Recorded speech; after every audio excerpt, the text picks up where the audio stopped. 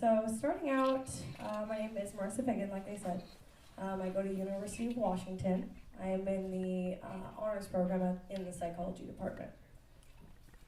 So who am I? Well, I'm a lot of things. Obviously, you know, I'm a rebel in the first place. Well, I go to the University of Washington. I'm in my senior year. I'm going to be graduating in spring of 2016. That's really scary. Who wants to graduate, period, much less from undergrad. Then I'm going to be getting my BS in psychology. So how did I get to UW? Well, my junior year I discovered that I loved the brain, and that was the year that I transferred to the University of Washington.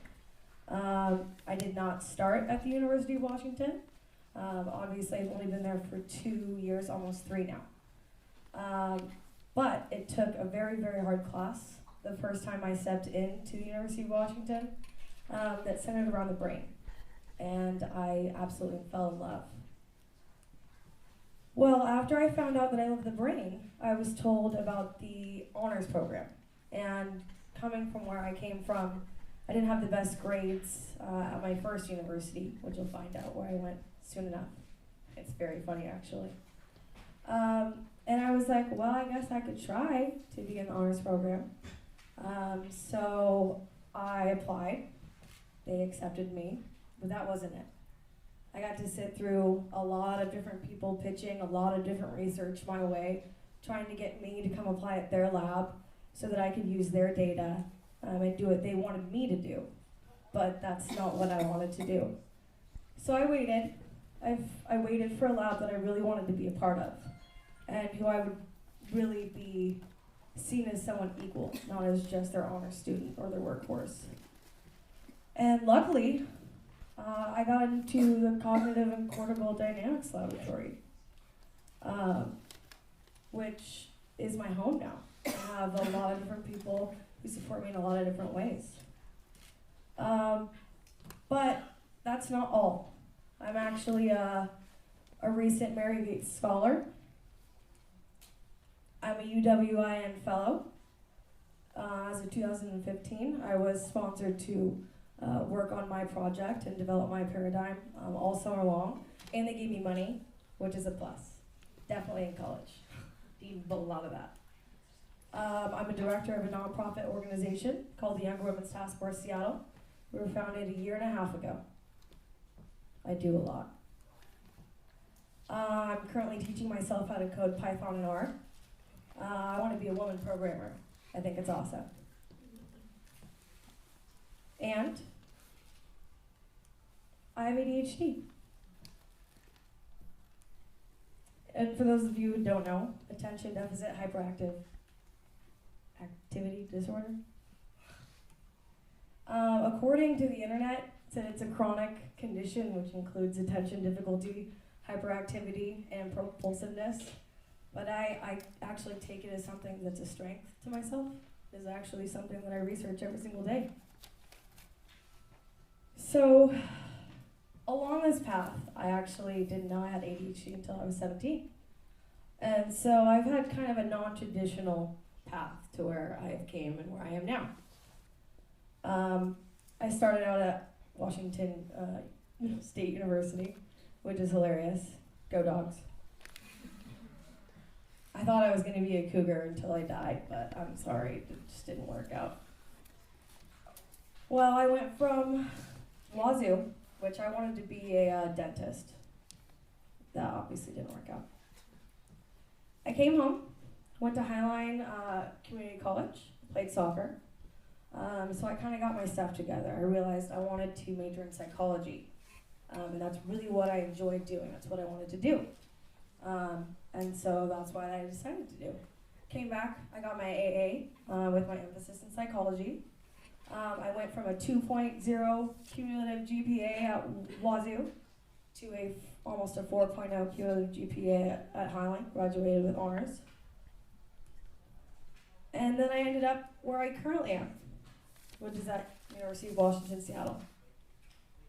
So I went from somewhere very low place cumulative GPA-wise, and school-wise.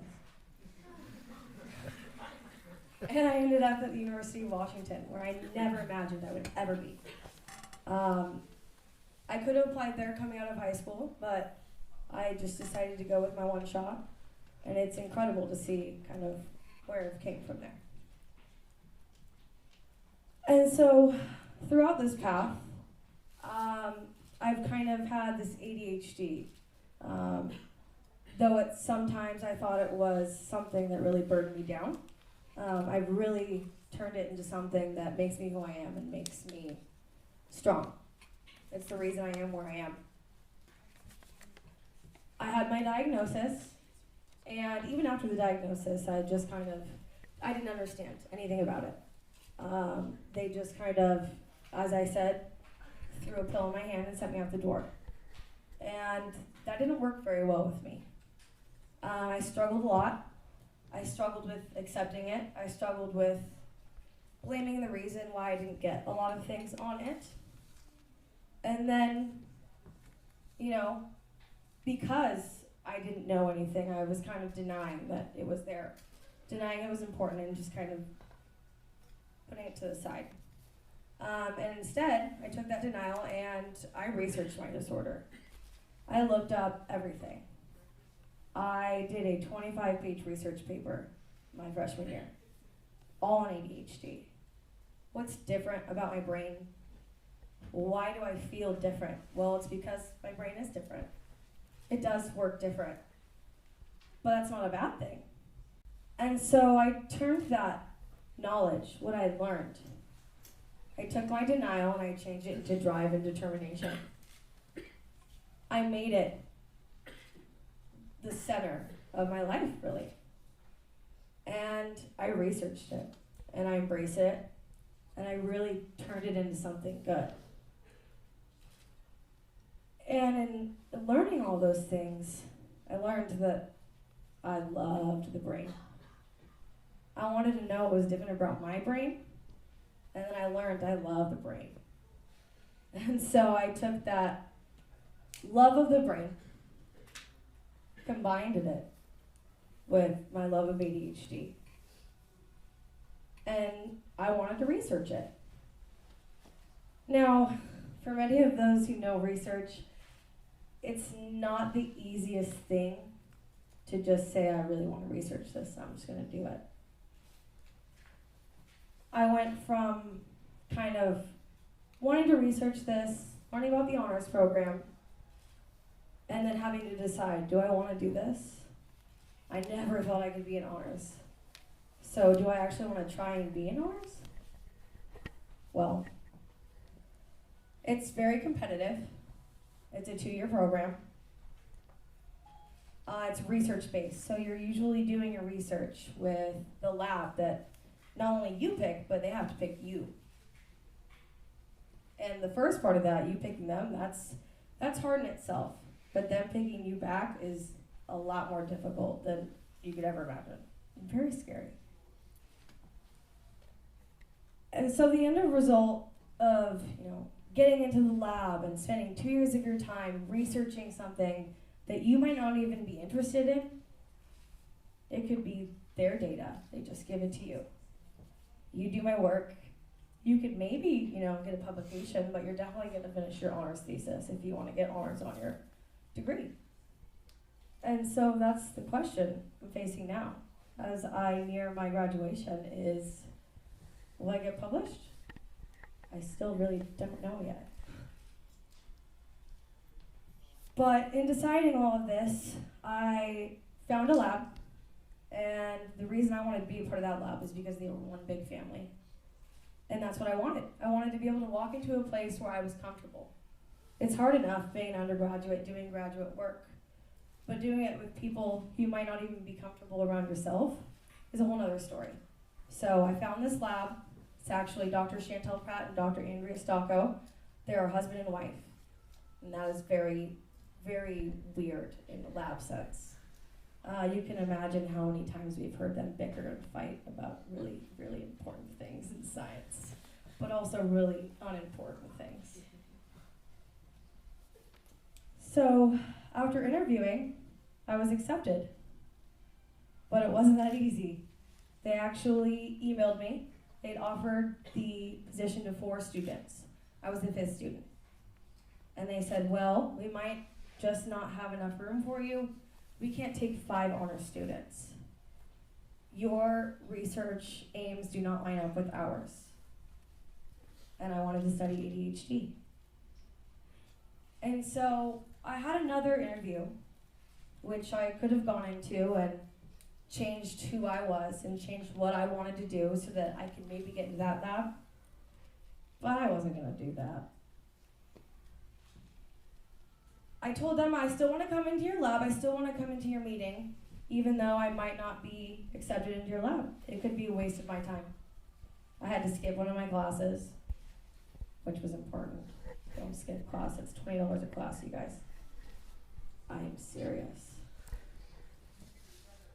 And I went in, and they pulled me aside, both of them together. Said, Marissa, can we talk to you? And I go, oh, they're gonna just tell me to go home. I shouldn't have came anyways. It's gonna be a waste of my time.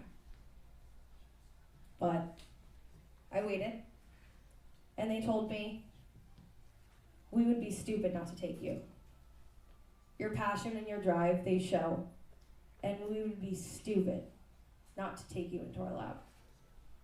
And they still to this day talk about the look on my face after they said that. My jaw was to the floor and probably past it. Because I went in being completely 110% myself, when you're really not supposed to do that in interviews. And they actually wanted me. And so now I actually have a job at my lab. I'm the research coordinator. And I have a job before I graduate. That's unheard of. Absolutely crazy. And I almost didn't even get into the lab. And so I'm talking all about the lab and how I got in, but what do I actually research? Well, I'll finally tell you. In a nutshell, I look at EEG, which is the electroencephalogram cap, that measures the natural output from your brain. So your brain actually, when it's working 24/7, naturally has these electrical activity that's output from the brain. And so I read that electrical activity, and I use neurofeedback, which is real-time visual and auditory feedback of your brain waves and your activity in your brain. I aim to train certain frequencies in certain areas of your brain in a certain direction. And when you actually control your brain in that way, I'm hoping that it will improve attention and somehow, I hope, improve reading comprehension. And I base this off of ADHD in that those with ADHD obviously show inattention, so lack of attention, impulsivity, not very good at making decisions.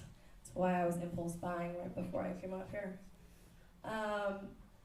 And they also have lack of reading comprehension ability compared to normal, healthy individuals. And I say healthy because please define healthy for me. I need that answer. So I'm looking at the connection between brainwaves and reading comprehension. And this is not something anyone has done before in healthy individuals. Now, a lot of people say, well, you're looking at ADHD, why aren't you studying ADHD individuals? Well, it's a lot easier said than done. I need a lot of money to do that. Probably a nice Ph.D, a good lab. But I'm hoping to do that very soon. But also, this hasn't been done in the literature. And as I said before, I'm a rebel. So I'm gonna do whatever I want. And I'm gonna do something that's different. And so that's exactly what I'm doing, hoping that it turns out okay. I guess we'll see if it's significant or not. And we'll see if I get published. So, up until now, I have been doing a lot of work. For the last 30 months of my honors research, My last quarter, in 8 weeks, I ran 39 subjects. That's 4 hours a subject. That's a lot of hours. I've been taking full-time classes, working part-time on the side because I pay for my tuition with scholarships and working. And that's a lot more hours. Sometimes I sleep. You can see that's not even in there. I was actually just getting scolded right before this at how much I don't sleep. Kids, you need to sleep. But it's all been very much worth it for me. Even though it's really hard and I don't sleep enough and I still have to study for my classes and do everything else that you would normally be doing, I put this on top of it because it's so worth it to me. And to my surprise, other people loved it just as much as I did. And I actually was featured on the UW website. They did a story on me. I was just doing what I love. I still am. But they loved it just as much as I did. And if that wasn't enough for me, I actually got featured on the UW Twitter. And if that wasn't enough for me, which I was flabbergasted. I was just like, I don't know. People are talking to me like, you were on it? And I'm like, I don't know. I've been in the lab. I haven't even been able to look on my phone or the website, but thank you. If that wasn't enough, I was featured on the iLabs website, and there's the famous purple hair. So worth it. And if that wasn't enough, I was featured on the UWIN website. And I didn't even think I was going to get that fellowship. I remember turning in that application thinking, oh, at least it's in. At least I know I did it. And then turn around about 6 months later and I'm on their main page. Pretty incredible. And if that wasn't enough, this is the last one. I thought this was pretty cool. Jean Enerson of King 5 News retweeted the tweet about my research. That's pretty cool. She's on the news. That blew my mind. It absolutely blew my mind. To think that I'm doing something I love every single day and other people appreciate it just as much. But what comes next? Well, that's really scary for me to think about. Well, I'm hoping graduation. A lot of people are like, yeah. I'm like, no. That means I have to be an adult. No thanks. Publication would be nice. That would help me. I mean, all of us really hard work, and you don't even know if people are going to see it on the outside or acknowledge it. I'm going to gain some work experience. Like I said, I just got the job as a research coordinator at my lab, which is incredible. And then, the end-all be-all, graduate school. We'll see. There will be a lot of applications, a lot of money spent, a lot of time spent, writing a lot of different essays for a lot of different people, and hoping that maybe, and there's maybe, I can continue researching what I'm researching now. And we'll see. But whatever it is that does come along next, I say, bring it on. I didn't ever think I would end up here. I had my doubts along the way. I had a lot of hardships. But, I mean, if I've done it so far, I can definitely do it now. I want to thank all of you for coming and hearing me babble about what I do for my life. The CCDL, place that puts up with me every day.